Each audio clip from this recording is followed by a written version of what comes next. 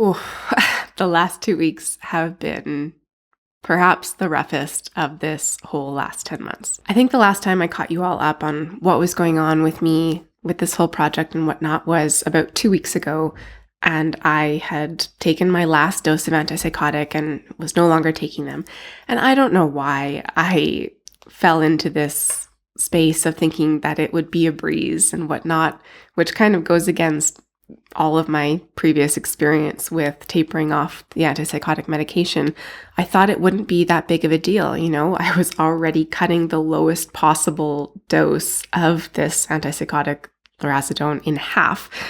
It was 10 milligrams. The starting therapeutic dose for schizophrenia is usually 40 milligrams. And so it just didn't make sense to me that it would be that big of a deal to get off of the last 10 milligrams. And this in conjunction with the fact that my psychiatrist actually told me to just go off of 20 milligrams. So I was doing it even way more gradually than he had even recommended. And it kind of went the way it has gone for the last few times I've reduced to, where for the first maybe week almost, feeling no real changes, doing really well. And then all of a sudden, the withdrawal effects hit and kind of hit hard. And this time that started to happen where I started to feel kind of the first bits of withdrawal, things like headache, brain fog, maybe less energy, and those sorts of things, and just not feeling as, cognitively capable or malleable as usual. But then what also happened this time is I got quite sick too, like physical sickness, a cold or whatever, some kind of respiratory thing. And I think that maybe I was more susceptible to this because my body was kind of struggling through the stress it was under adapting to withdrawal. And so perhaps I was more vulnerable to getting sick. But that really made the experience even more difficult and added extra stress onto my body. And it kind of sucked.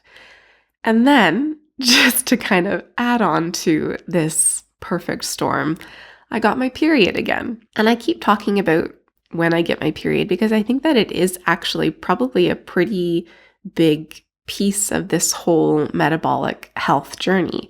I've shared that I have PCOS and I don't usually get a period, but that's been kind of regulating throughout using metabolic therapies and the ketogenic diet.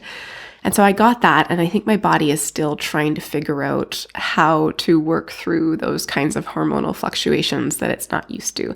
And so that was a pretty big additional stressor on top of being sick and on top of going through pretty intense withdrawal. And I'm smiling while recounting this because it's a little comical that just kind of anything that could make it more difficult seemed to have happened. But it was and kind of is still quite difficult. I'm moving out of the physical sickness, the cold aspect, and I moved through having my period. So now it's more just, again, the withdrawal. But I do definitely think that those additional stressors on my body really exacerbated the experience of withdrawal. And also because of things like being sick, I stopped exercising as much. I just couldn't do it. I couldn't get outside for a run or whatever it may be. And so that probably reduced my capacity to cope with the withdrawal as well. And I just have not been focusing enough on being super regimented about sleep. I know I'm getting to bed too late, and that is probably also reducing my ability to cope with that. And so the big things that I've kind of been struggling with these kind of withdrawal effects are, again, like I mentioned, headache, brain fog, reduced cognitive capacity, generally reduced energy and that kind of thing. But I've also kind of been struggling a little bit more with what maybe could be described as sort of symptoms of my schizoaffective disorder, where I've kind of just felt like not quite myself, or like my experience of the world is not quite right. And I've kind of described the experience like that before. And so that has been kind of uncomfortable to move through and to be aware of. And, it kind of leads to wondering, oh no, is this my illness coming back? And so I'm in this position now of kind of wondering what to do in terms of this med reduction. I'm wondering if there's room still to kind of push through and see if the withdrawal effects reduce or get better, hopefully soon. Or I'm kind of wondering if maybe I should up my medication again or go back up to the 10 milligrams that I was taking and maybe try working with a compounding pharmacy to do even more gradual reductions. So I thought it was important to kind of share where I'm at in terms of this because I just, deprescribing is really not something that is talked about enough. And I think, unfortunately, a lot of medical providers don't know enough about it either. Again, my psychiatrist had recommended just going off of 20 milligrams, and I didn't. I went off of 10 milligrams, and even that seems to be too much. So my kind of plan here, I've just kind of gotten out of the additional stressors of being sick and having my period and the hormonal changes that come with that. And so I'm going to kind of see what happens over the next week or so, see how I'm able to manage, see if it gets any better. And I've made an appointment with my keto coach, Nicole, to kind of talk about what's happening and maybe discuss strategies that could help. And I'm also meeting with my psychiatrist next week as well, just to kind of get him up to date and get any insights he has about what could be the best path forward. I think something, though, that's probably really important to put in context here is that, yes, I am struggling more with maybe symptoms or just kind of difficult aspects of how my brain feels and my mental health. But that is kind of relative to how I have been feeling over the last 10 months. When I actually stop and think about, okay, well, how did I feel when I was struggling before these 10 months?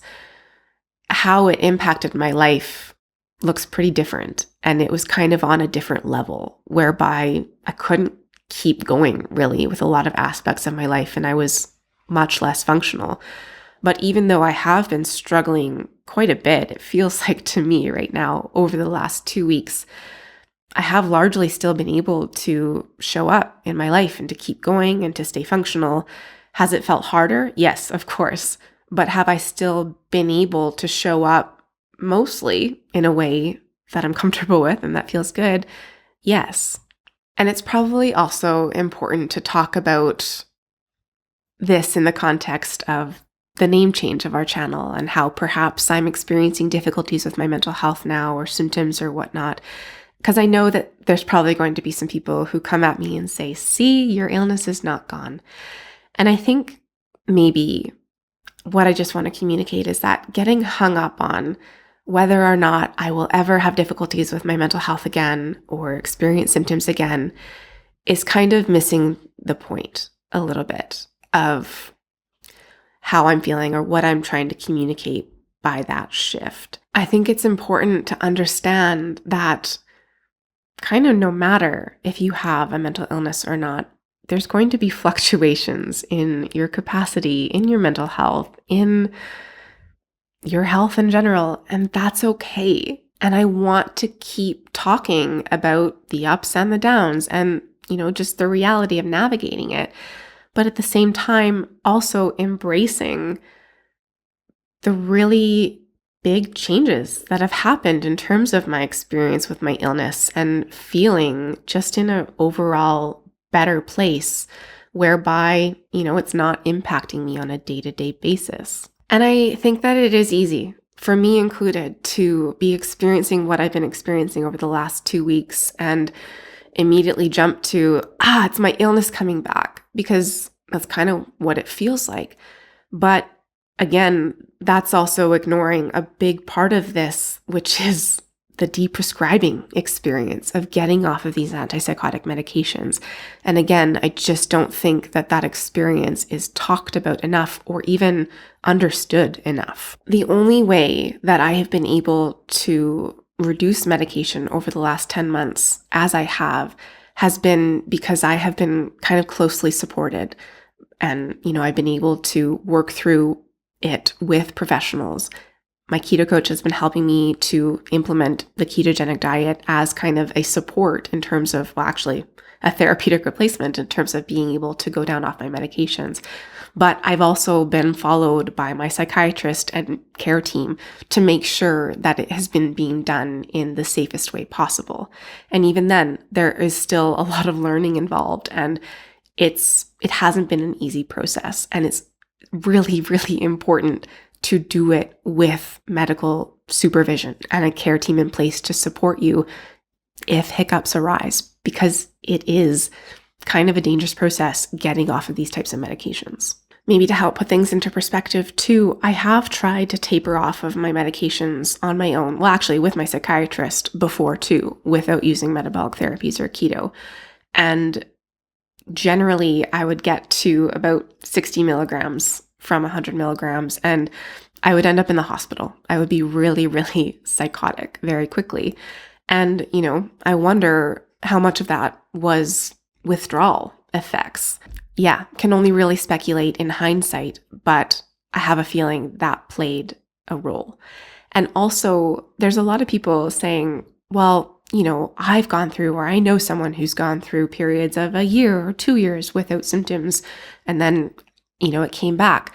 And I hear you that is a concern, but me personally, if I ever missed one dose, I would be really, really struggling. More symptoms in addition to all the side effects. And yeah, there wasn't really ever a day that I went without experiencing symptoms of my illness. And so, yeah, I think that I'm pretty confident that having tapered down to 10 milligrams over 10 months from 100 milligrams and even 140 milligrams almost a year ago, really confident that it's a very different experience of my illness and that keto is definitely helping to keep me stable. The past 2 weeks of this last reduction of medication have felt quite rough, and they're still kind of feeling rough. And it is easy to get pretty down on that in terms of feeling like it's failing on some level, or, I've taken big steps backward. But I think it is important in the context of this whole kind of 10-month journey that it's kind of a part of the process, unfortunately. And I am still doing it in a safe way. And I have measures in place to keep supporting me as I go through this. So I thought it was important to give you a quick update of where I'm at in terms of this ketogenic diet journey and deprescribing. And I hope also that by sharing stuff like this, it is, showing that I really am trying to be as transparent as possible about this process. It was never like I just started eating keto and immediately said, this is the answer. It has been a process and a journey. And yeah, thank you very much for coming along with me on it. And yeah, I guess I'm really excited about where it has taken me and what that could mean for my life and for other people. Yes, there are going to be ups and downs, challenges, just as with anything else that is worthwhile in life. But even through the struggle, it is feeling like a really big positive still. So thank you so much for watching. And as always, wishing you and your loved ones good health. We'll see you in the next video. Bye.